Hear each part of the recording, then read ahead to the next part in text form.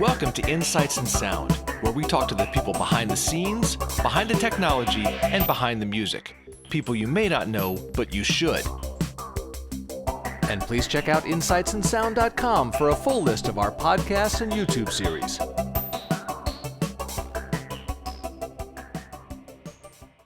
My guest is John McBride. He is the founder, proprietor, head engineer, Big Cheese at Blackbird Studios, Blackbird Academy. And he has a long and somewhat checkered career, which we'll get into a little bit. Sure. In fact, let's start with that. Let's start with your own musical background. Well, I'm not a player. I did take piano in second and third grade. I was way more into sports, at that age.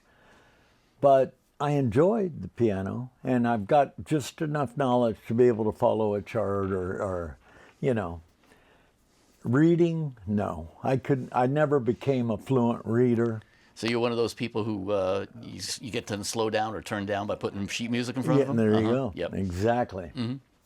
Exactly. And but I loved music. The Beatles. I was born in 58, so I'm 5 or 6, whatever. When Ed Sullivan happened, I saw that and I went, my full attention is right here, Yep. Yep. Mm-hmm. And it was, I always describe it as I felt like that music hit me in the DNA. I can't quite explain why, but what the Beatles did affected me deeply. I just felt like, how did they know that this was so perfect, or at least to me anyway. And, it's funny because growing up, having, turning 10 in 1968, we really looked at music more importantly than we do today, a way to get our finger on the pulse of what's going on. Absolutely. Rock stars were the voice of our generation in that sense. Yes. Mm-hmm. And the funny part is that, John Lennon, there wouldn't have been a Beatles song in a commercial on TV without him spinning in his grave multiple times. It's the truth. And I'll never forget the first time I heard Revolution on a Nike commercial. And I thought, okay, somebody fucked up. Mm-hmm. I mean, this can't be, right? Yep. John would never okay that. Yep. And the funny part is, a real rock star, we're becoming fewer and fewer and fewer. I think there's more rock stars in food than there is in music these days. In food and technology and a lot of other areas, it's true. It's true because there's a lot more commercialism in music now. Sure. But we'll circle back to that. But anyway, subject. So I'm a huge Beatle fan. Prior to that, my parents, they listened to a variety of music, jazz. My dad loved jazz, and some pop. But pop of the day in the '60s was the Beatles, and before that though, else. you had a little bit of like the Four Seasons, and Jay and the Americans, and Bobby Darin, all this kind of what it was basically whitewashed black music. Yes. Even Elvis, who was the ultimate of that in certain ways. But that's what I think. Wasn't that kind of the precursor of the Beatles at that point? Absolutely, and half the reason I think all the English invasion happened, well, they all love the blues.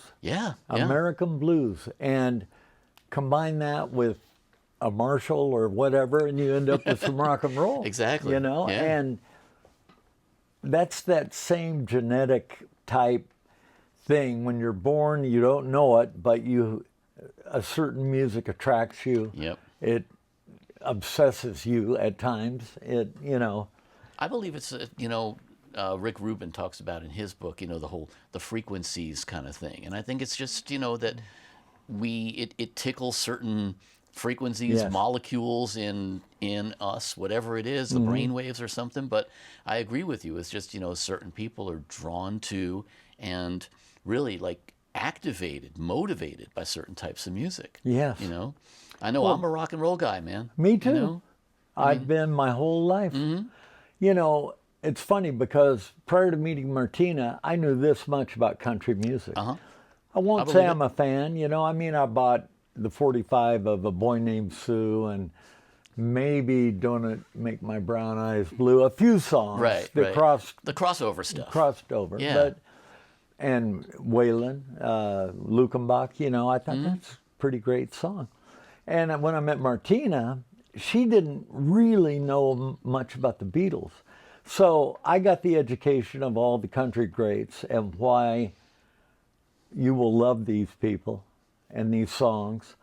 And she got the benefit of my rock background. And, I'd make her tapes to listen to or whatever. And it was just kind of a beautiful thing. Music was very, very important. To this day, it has the same rank of importance. Without music, to me, absolutely. what's the point? Absolutely, yeah. And it can make you cry, it can make you angry, it can make you happy, it can make you laugh, it elicits all the emotions. It alters your brainwaves. It's And been that's proven. Yeah. Why we listen, I think. Oh, I believe so. I love it. God, I love it. So tell me a little bit about your how you transitioned to the left brain stuff, the technical stuff, because obviously you started your career in live sound, right? Yes. So now live sound, of course, is so much different from this because it's, one chance, right? But Right. how'd you fall into that? And Well, what happened was, initially, growing up in Wichita, Kansas, well, that's right, you're a Midwestern guy. it's a real aircraft town. Sure. They call it the air capital, etc. And I didn't know anyone that worked in music, And it's so funny. When I graduated high school, I thought, okay, I'm going to go to college or try to, and what do I want to do for the rest of my life? And that is not a good way to look That's terrifying, man. at it. It is. That's so terrifying. Nothing sounded good for the rest of your life. Well, especially when you're 18 years old. Yeah. Oh, my God. I made, let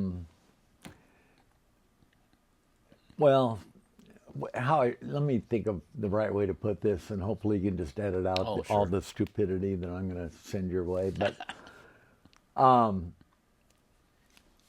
I was a good student. I never had any, academic issues really. And I thought, well, you know what? I'll go pre-med.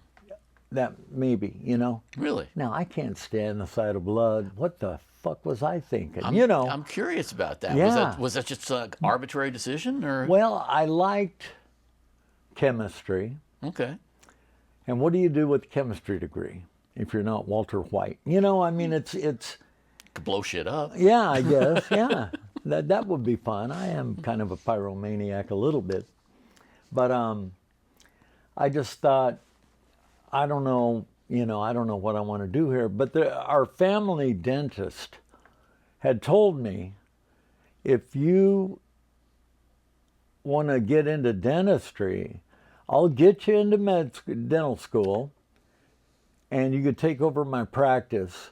Apparently he didn't have kids. I don't know. Or maybe he did and they hated it. I don't know. Okay. Anyway. But this was kind of path of least and resistance I thought, well, for you know what? Okay, there's one or two possibilities here that might make sense.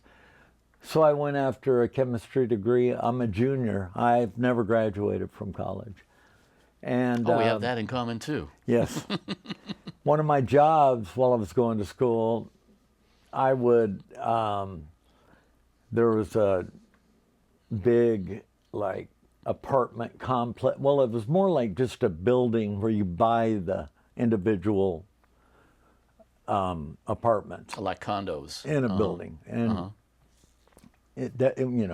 average age 70 or whatever.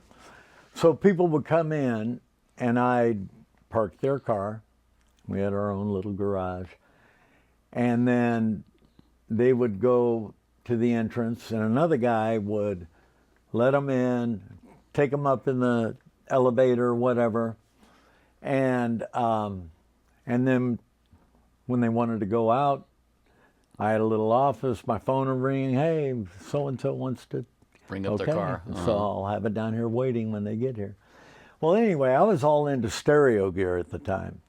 This was high school and 70s, basically. yeah, right? yeah. And I thought, you know, I'd read stereo review or this or that. Well, the guy that let him in the apartment complex after they saw me was a bass player, a guy named Dude Stewart, and loved this guy. He had Mix and REP and these other magazines that are geared towards pro audio.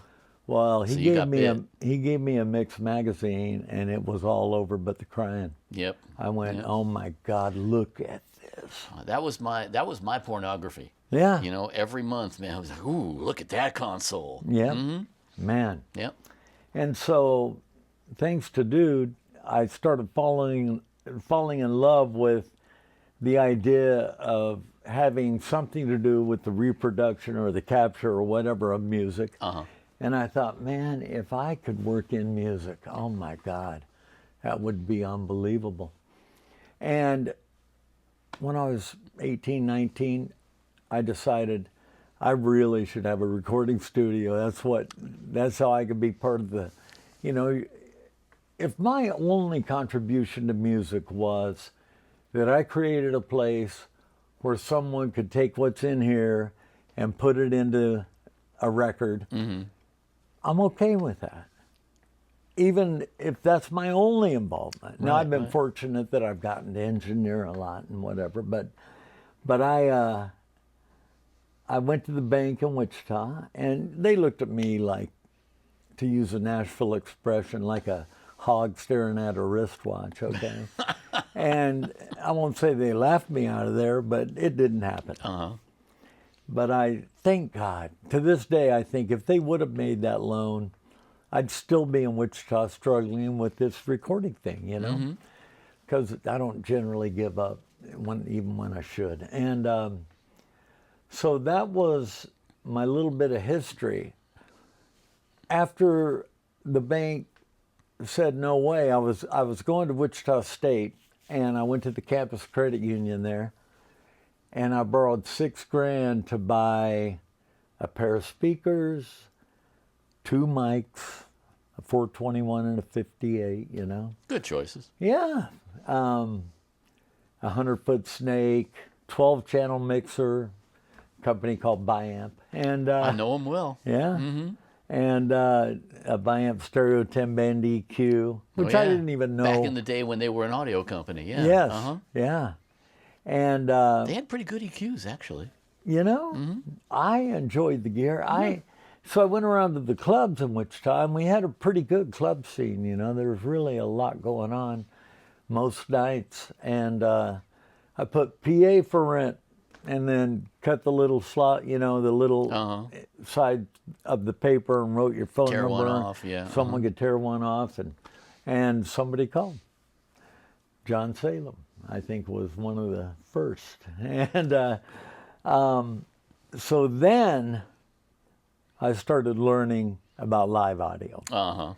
There was also a big music store in Wichita called Dude's Music. No relation to the other dude. Okay. No, yeah. Man, and had a lot of dudes. A guy that worked there, John Adolphs, I'd go in, and I didn't own any monitors yet, so I would have to rent like Yamaha 2115s or whatever the passive wedge was. And he charged me like $5 a night, you know, for that. And thank God he charged me, it cost me way less than it probably should have, but I was able to start doing this. And of course, every penny I made went back into it, and I loved it. Even though I was working full-time or going to school full-time and then doing music at night. And the clubs, in Wichita, they'd stay up until 3, and the band would play till 2, and so not a lot of sleep, but you do what you got to do. But the other thing about that, I'm guessing, is that you learn a hell of a lot just really quickly because it's all balls to the wall pressure. It is. You better get it right, And you better we get it right were- quick. 90% plus analog world then. Of course. Some digital delays were out and a few reverbs. The first nice reverb I ever bought was a Lexicon 200. And to That's this nice, day, yeah. I take one on the road. Mm-hmm. I use one in the studio. I love it, 8-bit or whatever it is. It's got But that sound, man. I like the sound of Yep. it, Yep. So I loved it. I just loved it. And after a couple of years of doing the club thing, I had two full club systems. In other words, PA and monitors, mics, etc. And then I had a third monitor rig for a band that just maybe couldn't afford the whole kit and caboodle, but they wanted to hear themselves properly. And I thought, if I could get a hold of like 75 grand, we could build some more speakers and have enough to do a concert. Uh-huh. And knowing my history with banks and that, I'm gonna have a hard time, I just went through the SBA, which is the Small Business Administration, and I guess they do what might be maybe higher risk loans or things that are out of the ordinary a little. And it took 2 or 3 months to get that paperwork done because being part of the government is more complicated than it should be, of course. Uh-huh. And the application, God, was an inch thick if it was anything. And I turn it in, and a week or two goes by, and I get a call one day, and it's the banker, and he goes, "We're going to make you the loan." I was a little shocked, but very happy. And I go, great, and we'll do this. And when it's an SBA loan, it stayed within a percentage or two above prime. It was a pretty good rate overall, even though at the time the rates were enormous. And he goes, however, there is one thing. Isn't there always? Yes. And I go, and what is that? And he goes, well, your parents would need to put their house up for collateral. And their house was worth about 75 grand. And I went, oh, man, that's lame. To myself, Sure. I mean, Yeah. I said, okay, thank you, whatever. And I go by my parents and I go, you know what, Mom, Dad, they said they do the loan, but they want the house as collateral, and that's ridiculous. And so, and they said, we'll do it. Now, I have 2 brothers and a sister, and I thought, here I am, getting, And when you think about your parents being homeless, you will work some overtime, I hope. I would think so, If yeah. you didn't, I don't want to know you. No. Okay, so that started, we built a bunch of speakers, and we started doing sound at smaller concerts. The Cotillion Ballroom, 2,200 seats. I must have done 500 shows in that place. No. That's where I really cut my teeth. And then we'd go to Tulsa or to Oklahoma City or up to Kansas City. We were a regional Became sound regional, company. yeah. And we were kind of on our way. And so at the age of 25, I'm still going to school. Not full-time, but I'm taking 6 or 8 or 10 hours, and I'm working a job, and I'm doing the audio, and, Something had to give. Yeah, well, I went to my dad and I That said... chemistry thing just didn't work out, huh? No, it didn't. But I went to him and said, I really want to pursue the music thing full-time. Uh-huh. And he said, if that's what you really want, then that's what you should do. And my dad was really a principled guy. He was a professor at Wichita State. So we always felt the necessity of going to college and getting a degree, even though I still haven't. But it's worked out. You still got time. Yes, I do, a little. And he had gone to school and became a lawyer. And in his 5th year of being a lawyer, and he already had 3 kids, and 1, I think, on the way, he comes home one day and he says to my mom, Flavia, I'm not morally bankrupt enough to work in this. Damn. And I want to go back and get a PhD in anthropology and teach. And she went, great. And that's what he did. Wow. And I try to live up to his example every That's pretty damn fucking honorable. day. Well, it's unbelievable. Yeah. It is. It really He really is. was one of these people that if he said something, that's what's going to happen. He won't let you down, you know. He's a man of his word.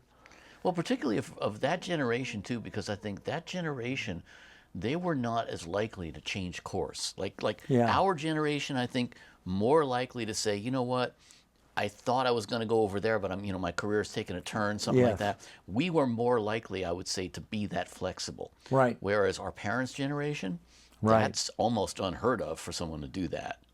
I won't argue. And you know what? I'm so lucky that I had the parents I had that also believed in me enough to go, we'll put the house up for collateral, whatever.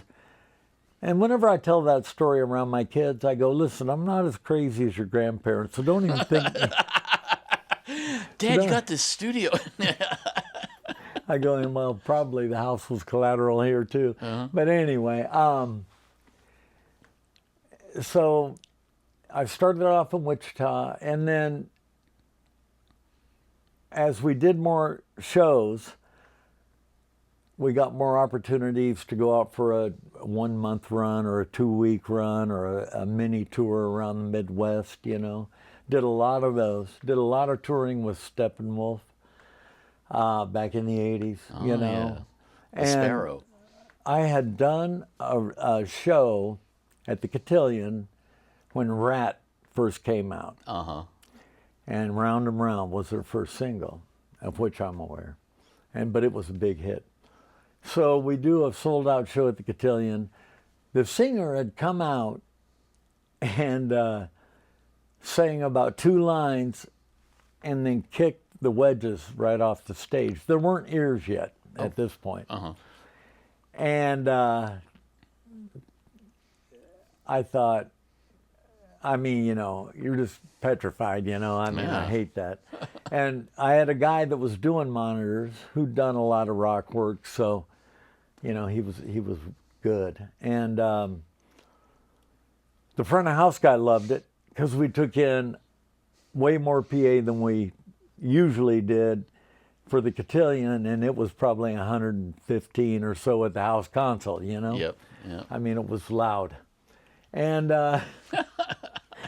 it's a radical approach, though. After that show, Brad, who was the best man at my wedding and a dear friend and built everything for us, I go, Brad, we got to build a wedge.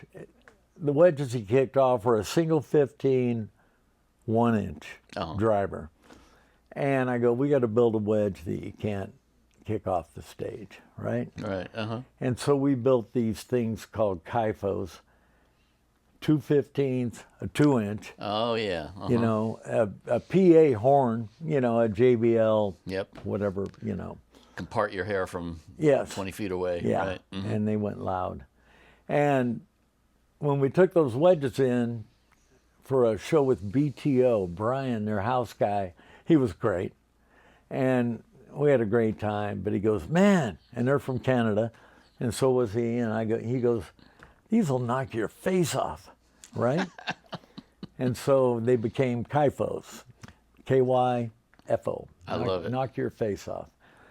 And everybody liked them, you know, everybody on stage liked them. Yeah. And then for a drum wedge, we had like a couple of 18s and then another box with an 18, a 12, and a Dear God. 2-inch. Oh yeah, it was a lot of, Uh-huh. and because we did shows with heavy metal. I mean, I think we Sure. did Metallica there. We did Armored Saint and Halloween and Wasp and oh my God. So all these easy listening bands. Yeah, Yeah. Gotcha. Uh-huh. But we also did David Sanborn and the Yellow Jackets and Spyro Gyra, and we did David Allen Coe and Old Country. It was bands on their way up, bands on their way down, Yep. and bands that have been around forever, whatever.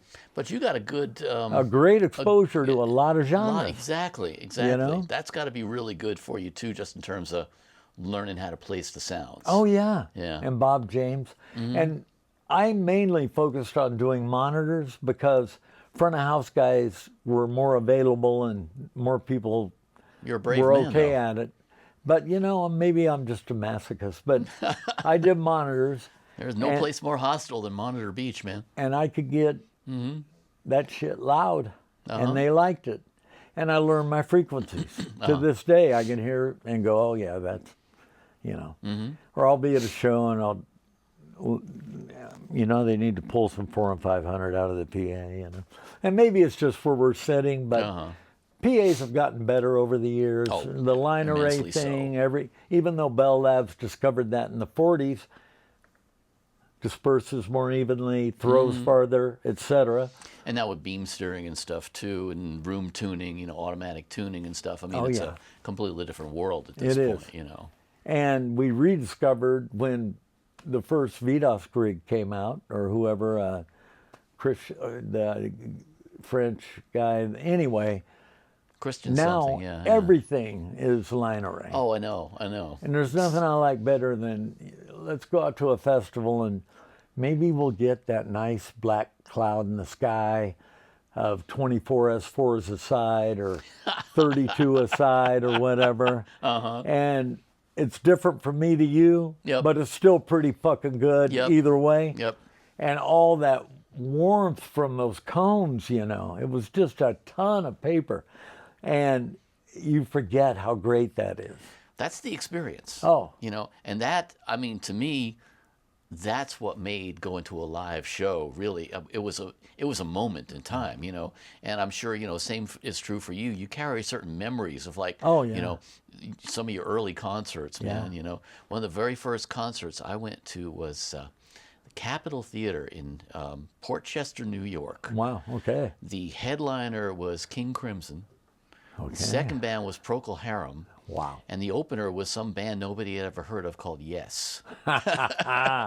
Yes was one of the first tours that Claire did. I tell you what, man, I would not have wanted to follow them that No. night. That was just Ever. really, yeah, exactly, Yeah, exactly. man. Oh, I absolutely, love man. that.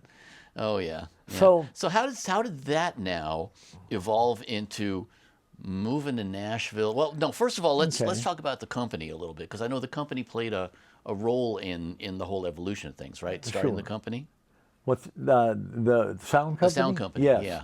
That was my main focus. Uh-huh. It really, and I love touring, and I love doing shows. I love getting paid to fly around the world, and Yeah. I mean, and the show part's free. It's just the other 22 hours a day that That's you work. get paid for. Yeah. Uh-huh.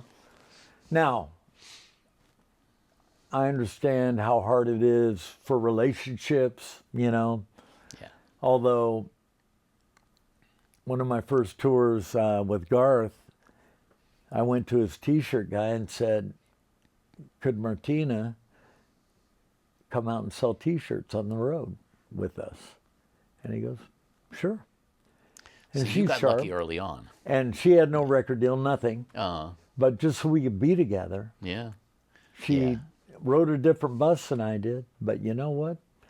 We were together. I loved it. You got lucky early on. I Yeah, did. You did, definitely. Well, it's funny because I got married in '88, and we were still in Wichita, got married there, and within probably 6 months of being married, I think Martina had this plan already, and she was singing with a couple of different country things, but she had gone into pop and rock during her teenage years and all that, you know.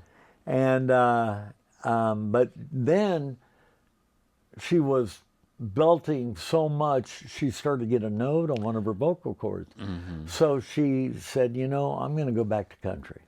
And that's, in her heart, that's probably her. She's actually got the voice. She's got a voice power, that just, man. yeah, you know. It's amazing. Well, the other thing about the way she sings is she sings a lot of nuance. She sings a lot of blue notes and stuff like that, which I think has kind of suffered from auto-tune. You know, a lot of people now just don't get them at all. Martina would sing a song 100 or 200 times before she'd ever let you put a tuner on it.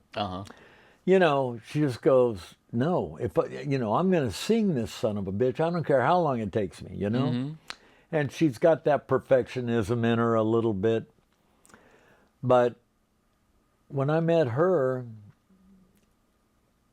the way we met was she was going to put a new band together. She was living in Wichita. She was from a small town, 90 miles from Wichita, Sharon, and went to school in Medicine Lodge, had 10 people in her graduating class. Wow. You know? Actually, no, that was in Sharon. Yeah, so anyway, she always says I graduated in the top 10, though. And, yeah, I love that.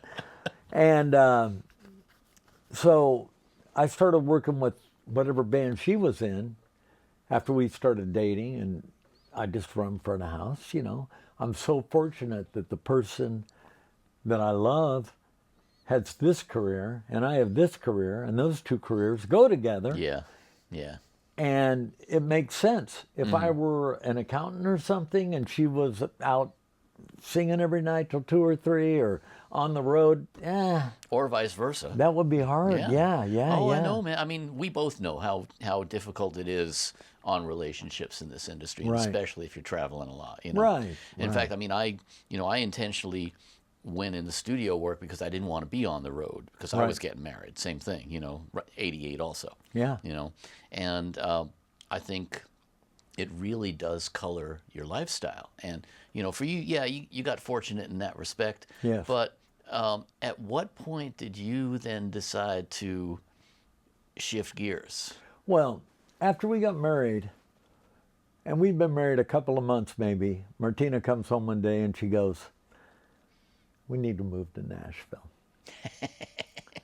Smart girl. Yeah, very. And me, why not? You know, sure. Okay. Let's do it. What year would this have been? It's got to be a better market than Wichita for audio. Well, you of know? course, yeah. And, you know, it's fucking Music City. You know. And she was doing country again at this point? Yes. Yeah, so she had a nose for what she wanted to do, Yes. clearly. I think she had this plan devised even before we got married. Maybe I'm kidding, but anyway, she had rented a room. We had one rehearsal room at my warehouse, and she was putting a band together, and thus they were there a lot. And actually, I think she had to go around and pick up everybody because they didn't have a car or whatever. Oh yeah, and she always took charge because she didn't wait for someone else to make it happen. But anyway, that band never made it out of the rehearsal hall, but we did. And we get married, and then she goes, let's move to Nashville, and I went, cool. And we moved to Nashville basically December 31st of 89 or January 1st of 90. And in the fall of 89, I had gone out and done 3 or 4 shows with Ricky Van Shelton headlining. Clint Black was the middle act, and Garth Brooks was the opening act. So you were working with a bunch of nobodies, basically, yeah. It was crazy. And Garth had no crew. It was the band, the bus driver, and Bob Doyle, his manager, who'd tell you when a solo was while you're doing front of house. Damn. And Garth and I hit it off. And Martina told me later, she goes, you came home from those 3 shows going, this Garth Brooks guy, he's swinging his hat around. He's, climbing on the lighting truss. And that was probably when it was Genie List, and you're going, that's fucking life. But he was a fucking rock star, even back then. He was. He was. He got it. Yeah. That guy never ceases to amaze me. And so we did these 3 shows. And at the end of those 3 shows, they were wanting to hire a front of house mixer. And one of my guys, Dan, who, had been working with me for, I don't know, a year maybe, said, hey, John, do you care if I go audition with these guys? I go, dude, do it. I never, ever want to hold anybody back from something that could improve their life. You know what I mean? Of course. So at the end of the 3rd show, he got on their bus and went out with them for a week. They liked him. He liked them. He's still there to this day. And I love that. 3 months later, Martina and I move to Nashville. And I end up bringing Brad, who now has a set company and tours with Garth still. And I brought what I thought was the cream of the crop from Wichita or even Lawrence and Topeka and Manhattan, that area of Kansas. And we were off to the races. And here's this guy. Now, I get to town and I call Garth and I go, dude, I got a warehouse. And it wasn't that far from his house, oddly enough. I go, if you guys want to come over and practice, I won't charge you. Let's do it. And, I could set up a monitor rig in the warehouse and they'd come over and practice. And we had a great time. And it went great. And during 1990, Garth still hadn't quite blown up, but things were brewing. Anytime he could get our sound company to cover a show of his, he would. He'd call me and go, hey, John, we got this fair in West Virginia. It's $1,200 for sound. Now, my problem was I have to truck it. Yep. I have to pay the driver. I have to get hotel rooms. I have to do this. But I said yes every time. Because you know what? That's how special it was, I thought. And sure enough, in the fall of 90, that rocket started to kick in. He had The Dance as a single, the last single off his first album. And the first single off the second album was Friends in Low Places. Oops. And I remember at the time thinking the video to The Dance, because country videos weren't quite as dominant as, say, MTV or whatever. They didn't have those quick cuts and stuff. Right. But the video to The Dance, I thought, man, that is art. Yes. And well done. And then Friends in Low Places comes out, and well, the rocket's going. Yeah. And this is 90. And I call Garth one day because I had basically become production manager out of necessity because he didn't have a production manager formal.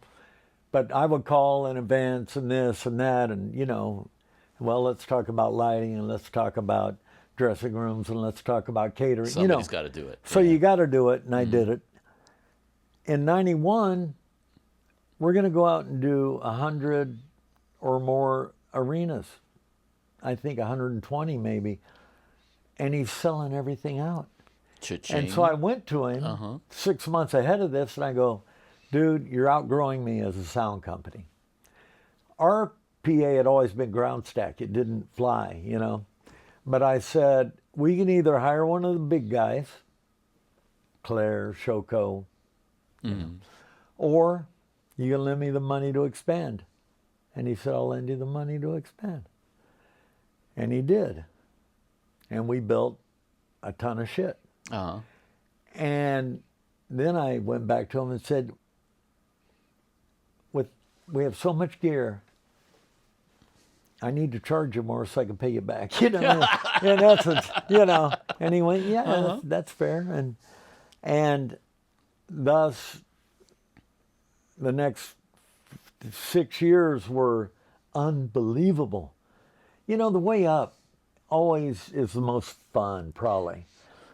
Even though to this day he can sell out multiple stadiums anywhere, God bless him, because, and he should sell out stadiums. Of course. The guy brought, it was like Queen meets country music. Yep. All this production. We had hundreds and hundreds of park ends to begin with. Mm-hmm. And then as technology goes up, now we have all these moving lights and we have moving trusses and we have, you know, this huge PA and you know, Paragon consoles and, you know, it was like, did we die and go to heaven, you know? It's also a hell of an education for you all of a sudden going from basically not quite one-man show, but small business to Yes. running a huge Yeah. huge operation and learning the logistics and learning all of that stuff. That's got to be an education too. Oh, it is. It is. And, you know, when Garth lent me that money, we had enough to do a big arena, Uh-huh. no problem. But we have other clients that we've been working with. So I go to the bank and borrow more money and we build more shit. And, you know, now all of a sudden we're like a legitimate company. And you hire people along the way and you keep making your team better and better and better. And, you know, you get a guy like Wally Bigby who talks to God about electricity, you know, and understands grounding better than anyone I've ever met, maybe. And, you know, you just figure out how to overcome any issues. And as always on tour, there will be a show tonight. I don't care if your truck broke down. I don't care if the hands suck or half of them didn't show up. There's going to be a show tonight. Right. And that kind of urgency that I'm glad I learned that early on. Yeah, yeah. Because that is, you know, a great part of someone's attitude to have. Don't give up and let's make it happen. And it's a commitment. Rock or suck. Yeah. It's a commitment. Yeah. And that I feel is what really, you know, when you talk about people like us and coming up in this industry, I feel like we made a certain commitment. Yes. You know, and whether we realized we were making that commitment or not. And I think most of us didn't. I think most of us kind of found ourselves in it and went, whoop, here I am, you know. And it sounds like that's pretty much what happened to you too. All of a sudden I got this sound company. Okay. I will say this. In less than a year and a half of arriving in Nashville, I'm production manager and sound company for one of the biggest acts in music, period. Martina got a record deal. Uh-huh. And I go in the fucking movies maybe, but not in real life, you know? But it happened to us in real life. Uh-huh. And I was smart enough to realize how great it was. Because so many times you'll think back to 10 years ago and go, God, that was the greatest time ever. But at the time, you might not have thought so or Sure, whatever. I sure. try to stop and smell the roses a little bit along the way, or take steps back from my life and look at it and go, how'd that happen? But it did, you know? Yeah. When you have Garth Brooks, everybody wants that account. You're kidding. No, I'm really kind of serious. But no, you know, as you can imagine, Sure. and sound companies can be cutthroat. You know, it's not Say for it the ain't meek so. or mild. You know, Oh, I know. and I get a call in 1996. A little bit of back history here too. As Nashville started to blow up with Garth and everything else, Claire, who's out of Lititz, Pennsylvania, and many other places now, Yeah. but they opened an office here. Now, one thing about the South, and Nashville's considered part of the South, you know, and there's the Good Old Boy Network, okay, which I've never really been part of. I was just too busy working. I don't like golf. You know, I don't have time for golf. That's what I should say. And the people they had here, I think, were a little too Yankee, maybe, or not. Well, I'll just say this. They were getting ready to close their office here because they felt like, you know, we're not really. Mm-hmm. And Troy called. Well, actually, Rocky Holman called me. And Rocky goes, man, Troy Clare, who's just like you, man of his word, this, that, the other, they want to buy you. I go, oof, you know, the dice are hot. Why would I want to put them down, you know, in a way? Yeah, yeah. Because Garth, you know, it was life-changing, and being a part of it and being on the road with them and everything else, we were making memories, man, great memories. Yeah. And, you know, I'm not sure what you want to accomplish in your life that when you're older you can go, okay, that'll do, pig, or whatever, you know what I mean? Legacy, basically. Yeah, and all that stuff. Mm-hmm. And you go, I'm having such a great time. And so I hemmed and hawed around a little, you know. The first house I ever bought, I was 36 years old, and Martina and I were married, and it was in 1994, and Martina had, I got to tell you this too. Martina sold T-shirts in 91. Uh-huh. In the fall of 91, Garth called one day and goes, hey, why don't you, Martina, come by? I go, okay, great. And we went to his house, and by this time, he was doing well. And the house was great, and there was a pool, and you name it. And we're out there talking, and Martina had been signed in 91, but was just in the fall was recording songs and getting ready for this first album that would come out in 92. Uh-huh. And he goes, well, what's the album like, you know? You know, is there a song you could play or sing or whatever? And she sang a verse out of a song called When You Were Old. And, of course, God, that voice. And Garth goes, oh, this should be a cheap record to make, you know. You don't need musicians. I mean, you know, whatever. But, you know, being Garth, I love the guy, man, you know. But anyway, he said, hey, Martina, I got to ask you something. And he goes, would you mind coming out and opening our tour next year? And she goes, let me think about it. Okay, I would do that. It's like, is the Pope Catholic? Yeah. I mean, come on. And I thought, oh my God. Yeah, that's life-changing. You know, even though sometimes I'll joke around with whoever opened for Garth and say, you know, you're just background music for T-shirt sales. That's you know. But no, you know, anytime you can get in front of people. Oh, hell yeah. You know, it's good. So. Sure, it didn't hurt her career at all. 92, we go out. We do 80 shows that year.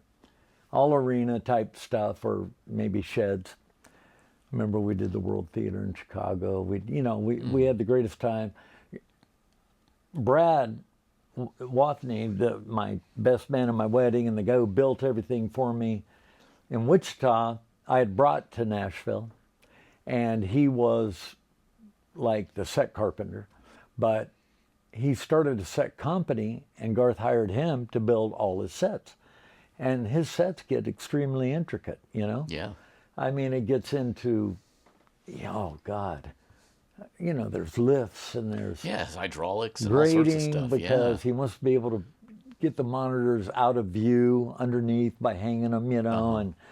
And there's just, all the hydraulics involved, all the rigging gets complicated, and, you know, it was pretty intense. And Brad, who can work in metal or wood or plastics or any format rose to the occasion and killed it. Uh-huh. And so we go out and do 80 shows in 92. Martina opened, and I was triple dipping. I had the sound company, I'm production manager, my wife's the opening act. I mean, That okay, doesn't suck. I'm yeah. still waiting for lightning to hit me, Right. because no one deserves these good things, especially simultaneously. And then 93, 94, 95, 96, Garth took off in 95, and then he said, I'm going out and doing a 3-year tour, 96, 97, 98. And it was huge. Now, here's the other thing about Garth. His tickets were $18. At the time, an Eagles ticket would have been $100, Uh-huh. which everyone thought, you must be crazy. Right. And now, Yeah, look at it now. oh, it's insane. So he left millions of dollars on the table by keeping not only his ticket price extremely fair, Reasonable, yeah. Mhm. but also his T-shirts. Uh-huh. Everybody else selling T-shirts, even them, for $25. His were $15. And I just thought, this is a principled son of a bitch. I love this guy. I love what he's doing. I love the fact that you're not gonna have to get a loan to go to a show, Yeah. and see him. And he put on such a show that the last seat in the house was as good as the front row, almost. That's how good it was. So, starting in 96, when I first spoke to Claire, now I had also had interest from Shoko, Uh-huh. from a buddy of mine at a sound company in Arkansas, Mike Pope. I love that guy too. But anyway, all these different people I had met, either as Garth's production manager or prior to that, as sound companies, that if I was doing a big show somewhere and I needed 24 more subs, I could call Sure. Eighth Day, I could call LD, I could call Yeah. Mike yeah. Pope, I could call, Your network, yeah. And occasionally I would rent gear to Shoko. And Claire, I was in awe of. Because everything I'd seen with my own eyes at a show they did, I remember walking into the Kansas Coliseum in Wichita, 10,000 seater, right? I remember walking in, and it was, I think, Aerosmith, but they had it was 360. There were speakers everywhere, tons of motors and steel and span sets and everything else. Yep. And I remember thinking to myself, and this is in the 80s, but I remember thinking, I will never experience something like this, Well, they put a lot of speaker companies on the map too. Oh, EAW and Meyer and all these, JB. All these companies really owe a lot to Claire. Oh, yeah. In that sense. And anyway, Troy and I get on the phone. Now, we'd bought our first house in 94 because Martina told me when she was pregnant in 94 with Delaney, our oldest, she goes, I am not having this baby living in this duplex. Uh-huh. Because even after she got a record deal, we lived in this little duplex in Donaldson, part of Nashville. But I went, you're right. And, we were working all the time, and we were on the road all the time, and taking on buying a house or whatever. Who has time? And, But she's a smart girl, she clearly. is. And she said, I am not having this kid living in this place.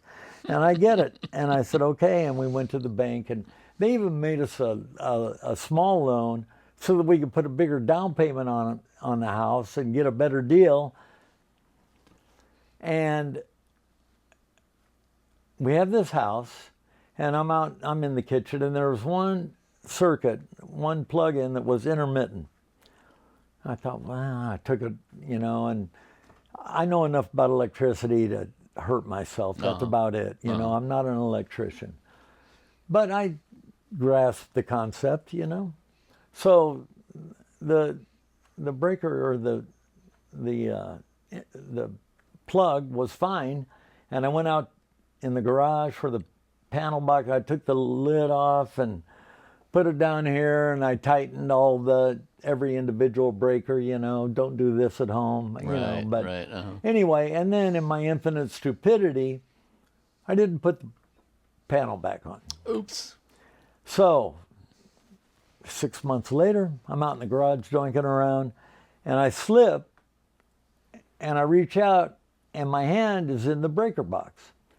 And my thumb is about maybe a half inch from a 100 amp rail, which if my thumb would have landed on that rail, we wouldn't be talking right now. Yeah. I'd been dead in a second.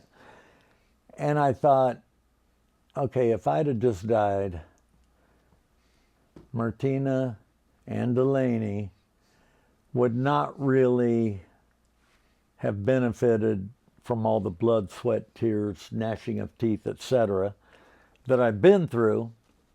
And I called Troy the next day and I go, okay, let's do this. And I did. And prior to that call, I'd brought it up to Garth. I go, I've got some big sound companies after me because they want you, And he said, John, as long as nothing changes, no problem. Mm-hmm. Called Troy. We agreed, let's do this. Negotiated our little deal. And we closed in 97. And I had no debt. I paid off everything I owed. Got my parents' house off the guarantee, I'm sure. Somewhere in there, yeah. And off we went. And all of a sudden now, I've got $100 million worth of gear at my fingertips. And it has been a great win-win for Claire and for me and us. And I ran the Nashville shop, and it's been just pretty fantastic. And having the people like Ron Borthwick and Jim Meyer and and Howard and all these guys at Claire that are legitimate geniuses. Yeah. It was. You were putting it in the right hands. It was amazing. Yeah, and I think that's the thing too. It's got to be a challenge to be able to take this baby that you have raised, and give it over to someone else. Yeah. I mean, you got to know that you're giving it to the right people. Yeah. And not just to keep that's things. Absolutely correct. Not just for Garth. Right. But for the legacy of that company. Sure. Which did not. I mean, that wasn't a low-profile company by any means. And I knew that what was happening or what had happened to me is rare, and you just thank God that you got these opportunities, I guess. Yeah. Hey, I'm Daniel Keller. Don't forget to hit the subscribe button and join us each week for Insights in Sound.